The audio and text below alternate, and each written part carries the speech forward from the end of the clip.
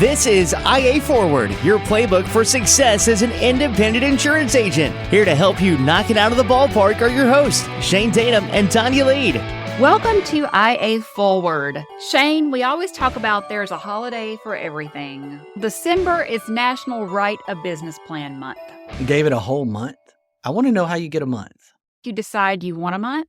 It's not really your month or your day. I'm starting to see things there's several things on a single day. Like it might be National Daughter Day, but also National Croissant Day at the same time. From a marketing perspective, when you start looking at holiday calendars, there can be 15, 20, 30 days that are the same day. So you have to decide which day are you going to celebrate. That's why you marketers exhaust me sometimes. How do you choose? What we chose today was to discuss National Write a Business Plan Month. Let's talk about it. Now, you're the Mr. Anti-Business Plan. There have been times you have written huge business plans, and then you were like, yeah, no, not anymore. Okay, so let me give you my why, and let me explain myself. So I am very much for planning. I have a little bit of PTSD from my 20s where back in the day, you had to physically buy software down at Office Depot or whatever store it was, and you got a CD and you would load that software on a computer, and there was business planning software like Business Pro. And I remember purchasing this because I was in this mindset that I know what our problem is. We need a business plan. Everyone was saying, you got to have a business plan. You got to have a business plan. And I bought this software and I got into this software, and it really just frustrated me to the nth degree. And it was like, that's why when you say business plan, I just have this crawl up in a fetal position kind of mindset. Okay, fun fact, the first historical appearance of writing a business plan goes back to the coal mining industry in France in the 1800s. So I can assure you that they did not go to Office Depot and purchase software. That's the problem. My problem is unique in the sense that I allowed the software to get to me. And that tainted my view of business plans, when really I do business plans to some degree all the time within our business. We have many little businesses inside our business. We have profit centers, so to speak, and writing plans, developing business plans, developing strategies around those different profit centers. It's a constant thing for me. Does it need to be tweaked? How's it doing? Having a plan is good. I just have to move beyond my original bad experience with the business plan environment. For the sake of this discussion, let's talk about creating super lean business plans. Let's talk about one piece of paper, one sheet, in less than 1 hour. That is our goal today, to talk about outlining your medium and long-term goals, review your strategy, look at your returns, and then set your milestones for the coming year. One page. And let's define long-term goals. Long-term goals for me are 18 months. So when you're saying long-term goal to yourself out there, don't start talking about 5, 7, 10 years here, because you can't control the market. You can't control the economy. You don't know where you're going to be. Personally, don't go over 18 months. Let's stick with that on this discussion point as well. Because seriously, think back 18 months ago. Are you anywhere in your business that you thought you were going to be? Probably not. Probably not. I love this. It fits my current mood, which is this less is more attitude. I was on a simplify kick a couple of years ago that's transitioned into this essentialism, less is more kind of mindset. Look, we've got a complicated business in the independent agency system if we allow it to get complicated. We can simplify it. We can go into this easier, leaner strategy if we will allow ourselves the discipline to do that. Let's just think about this for a minute. Our business is about contracting with multiple insurance companies who produce multiple products, and we use a software platform that sends data back and forth to those different carriers. And depending on how many carriers you consistently do business with, exasperates the complication. And then we have different agencies at different life stages, from solopreneurs to 20, 25, 30 people, everywhere in between. I'm going to not go above 30 or 40 employees because then you're getting into regionalized or mega agencies. So for our discussion, we're going to stay in that small to medium-sized agency. That's a lot of moving parts. To Tonya's point about one page, 90 days, 6 months, 18 months, staying in those windows, we need to do everything we can to simplify down the business model because we have a complicated industry. It's a great business, but on the surface, when you look at it and you really start to understand all the moving parts, it can feel daunting at times. Tonya's an outsider, or used to be an outsider. She's an insider now, but she was an outsider. She joined the industry, second career. It's really confusing. Yes. 100% yes. She still will text during calls. What does that word mean? What does that acronym mean? We use more acronyms inside this industry than just about any other industry. And more synonyms for the same thing. Yeah. Profit sharing, contingency, bonus. I just got off a call just a few hours ago, and I was like, all those are the same thing. They mean the same thing. They're just calculations. But carrier A will say contingency, and carrier B will say profit sharing, and carrier C will say bonus. Why? Because that's just what we do. It's not your life's work to create this business plan like it was for me 25 years ago. It's not your magnum opus. It's not. You don't need it to be. The market changes too fast. What if you have to switch gears? We talk about infinite game a lot on this podcast. The whole point is to stay in the game. The whole point is to stay in business. You may have to shift gears and change directions 6 times over the next 18 months. So if you lock yourself into creating this incredible, elaborate, multi-page document that's going to be all these things, you're just setting yourself up for failure. You're busy. You're not going to read all that every week. If you have a 1-page document, you can look at it, you can read it on Tuesday afternoon and remind yourself and make sure that you're on the right track. If it is 3, 4, 5 pages, you don't have time for that. You don't have time to write it. You don't have time to read it. And then we don't read it. And then we get tired of reading it if we don't make it simple. And then the next thing, 60 days have gone by and you haven't even checked your business plan and you're just out there flopping in the wind, so to speak. And you've even forgotten what you said you were going to do. That's another thing that I experienced. This is one of my failures, is I spent a lot of energy and time writing this novel of a business plan. And then I never read it again. A year would go by and it's, oh yeah, what did our business plan say we were supposed to be doing today, this week, this month? It was nowhere close to what we originally said we were going to do because the market changed and we had to shift and we had to stay in business and we had to play the infinite game. So keeping it to that 1 page and then regularly reviewing it, maybe even weekly, to your point. Maybe it's a calendared item. Read it every week.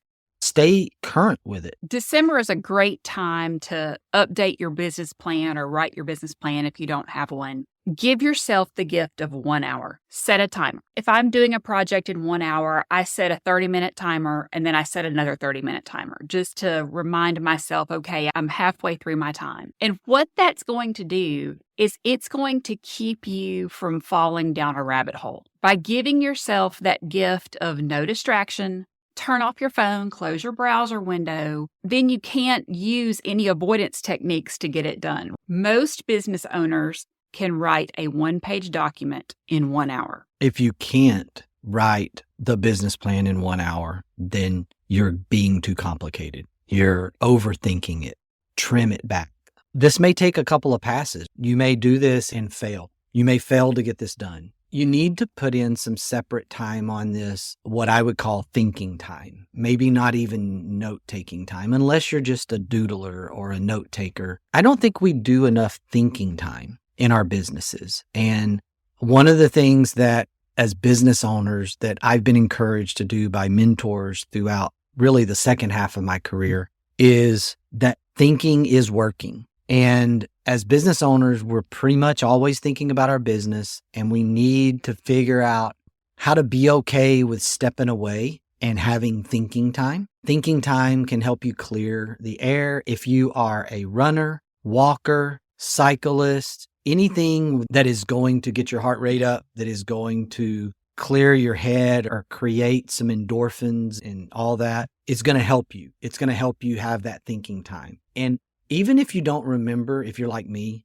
if you don't remember everything you thought about while you were running or walking, and you wish you could remember, you had this really awesome idea. I used to have that. One of the things I've come to learn is that's okay, because it's still there and it still cleared the air in your head. And then when you go to write your 1 hour plan, you will have a clearer thought process than just trying to do that in the middle of the day with the phones ringing, with all kinds of things running at you. I like a business plan to have 5 parts: opportunity, execution, management, marketing, and financial planning. So if we think about 60 minutes with 5 parts, give 10 minutes to each part, and then you have 10 minutes at the end to go back and make adjustments. So if I do this, what if I don't like it 30 days later? You wrote it in pencil or you put it on your computer screen, and you can absolutely change it. Business plans, to me, should constantly be evolving because our economy, our market cycles, everything around us is constantly evolving. You're going to get stale if it doesn't change. It's okay for me to change directions or change my mind. What if I don't like what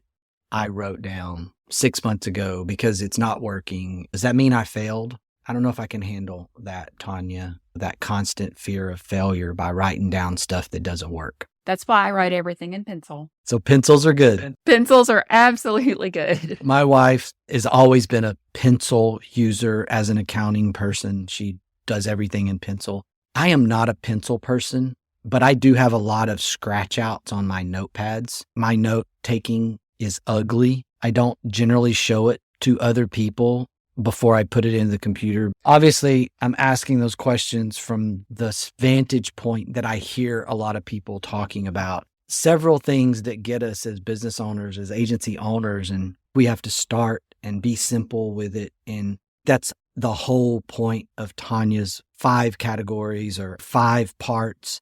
Just because she says 5 parts doesn't mean it needs to be a lot. She's still talking about 1 page. So just to give practicality to that, if it's 10 minutes, you can't write a book in 10 minutes. So don't try to. Be simple. We just overcomplicate this. This could have been a 5-minute podcast. Don't complicate writing your business plan. Be simple. Going back to Shane's point about software and downloading business plans off the internet, that is so incredibly limiting. And I don't like that. I would rather take the concept of opportunity and use my own thoughts, my own words, whatever comes out, whether it makes sense or not. That's so much more valuable to you long-term as an agency owner than trying to plug and play with whatever words the Small Business Administration gives you. I had a very interesting experience today. There's actually a business planning session going on in my house with some of the most brilliant minds in the business telephony industry that you can possibly imagine. So I went to the kitchen a little while ago to get something to drink, and I overheard their conversations, and it was just absolutely fascinating to me hearing them talk, but they weren't using fancy software to create their business plans. They have attached a whiteboard to my dining room wall, and they're literally scratching on a whiteboard on my dining room wall going on right now. And it's been very interesting to listen to some of these conversations and hear the focus. And that whole concept of simplify has been extremely prevalent all day long. I used to really get frustrated with people that use sticky notes. I had some really bad abusers of sticky notes in my past, and so just in my own defense. But one of the coolest things that I've ever worked with are the gigantic sticky notes that you stick on the wall. instead of whiteboarding, they're just like brainstorming sessions and being a part of a group of people. This is a really good investment. If you need to do a little bit of brainstorming before you start, before you create your plan. I love these things. Pretty much everybody's seen them. They're very low tech. You can buy them at an office supply store, Office Depot, somewhere, but they're really big. They have been very handy in my past, and I almost hate to admit it in certain circles because I've always been anti-sticky note, but gigantic sticky notes, that's a totally different thing. But it's not somebody else's thing. Don't do that. Find your thing. Even if you are scared to share it. You might be the greatest poet the world has never known, but you're afraid to show anybody your work.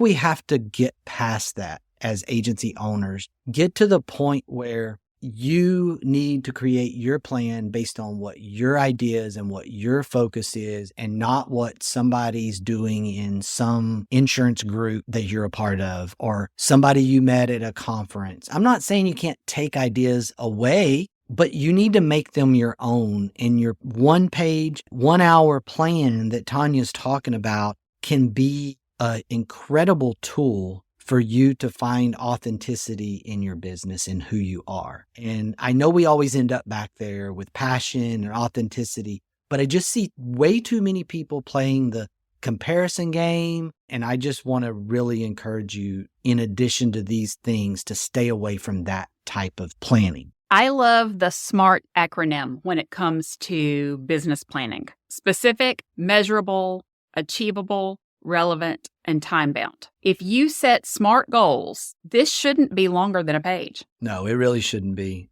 If it is, start over. It's okay. Wad up the piece of paper. Hit the backspace button a whole bunch of times. Hit the backspace button. It's going to be okay. And you may not get this done the first session. The 2 30-minute timers. I agree with the 1 hour. I agree with all these things that Tonya's talking about, but it doesn't mean you're going to get it right off the bat. You probably won't. We're giving you permission to get it wrong. Sure. Better living through lower expectations. That's right. Better living through lower expectations is a really good approach here. It's really vital that you do it, though. Even if you've got this successful agency that you're doing just fine, it's still a great exercise. There's so many things that I do that have nothing to do with the fact that we're not a startup anymore. There's so many things that I do as exercises, or I ask my leadership team to do as exercises, that have a purpose, but the purpose may not even be to change course, change direction. It may just be a thought-provoking exercise. This can be that for you. You may be stuck in a rut. You may be 5 years in, $4 million book of business, doing well, built it the right way, stuck, not really sure what the next step is going to be or the next level is going to be. This is a great exercise. You may need to think about that. That's part of why anybody, startup or matured agency life cycle, should do this. You gave us an exercise this week and I failed, but I survived and I moved on. You didn't fail. The exercise was list your priorities. And I was on this kick about you can only really have one priority. And I still believe that. Now, there's a number one and there's probably multiple secondaries. And I gave instructions that were probably unclear, and that's normal for me. I'm going to grow up one day and do better. But if I say, okay, tell me what your priorities are, most people will write down 4, 5, 6 things. And the whole idea is it's a little bit of a trick question because everybody really should just have one priority. And then they probably have secondary things. And that's probably the way it is across most of the areas of our life. And we think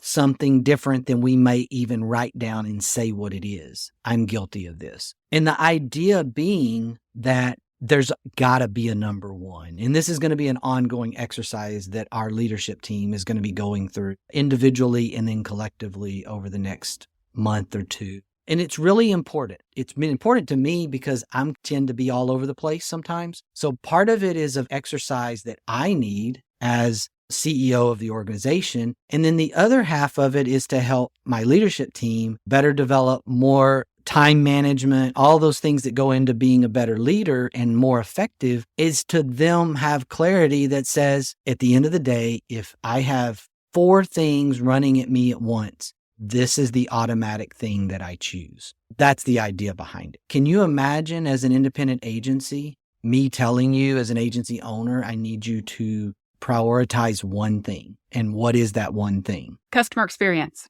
Okay.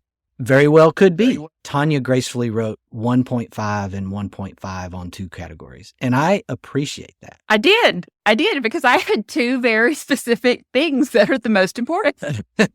And long term, what my goal is as a leader is to understand what she thinks her goals are, that she thinks I want her goals to be. And then we find out where that disconnect might be. If there is a disconnect, there may not even be a disconnect. But as I have done this across other members of our leadership team, I've found some similar things. I found other individuals, they didn't write 1.5, but they wrote 2 number ones, or they wrote, I have these 3 things that are the most important. And then when I come back to them and go, yeah, but what's number 1? I get what I suspected, which is when I did it myself several weeks ago privately, I realized I was doing the same thing. I was writing down 2 or 3 things that were the most important things. And I was struggling to say, but what is the number 1 most important thing? In an independent agency, you ought to do that. This could be part of the plan. And this may be a whole nother podcast eventually, but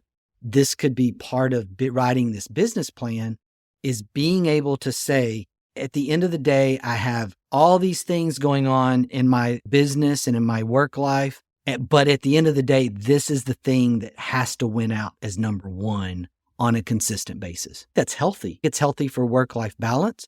It's healthy for stress management. It's healthy if you lead or manage people, you have employees, because I still believe that the biggest problem in our world today is lack of communication or bad communication. Looking at your business plan, spoiler alert here, it should never be finished. Give yourself an hour, get it on paper, but for the rest of your business ownership life, this should be a regular ongoing planning process. Whether you read it every week and then look at it every 30 days to sit down and make some adjustments, but just know that this is something you're never going to finish.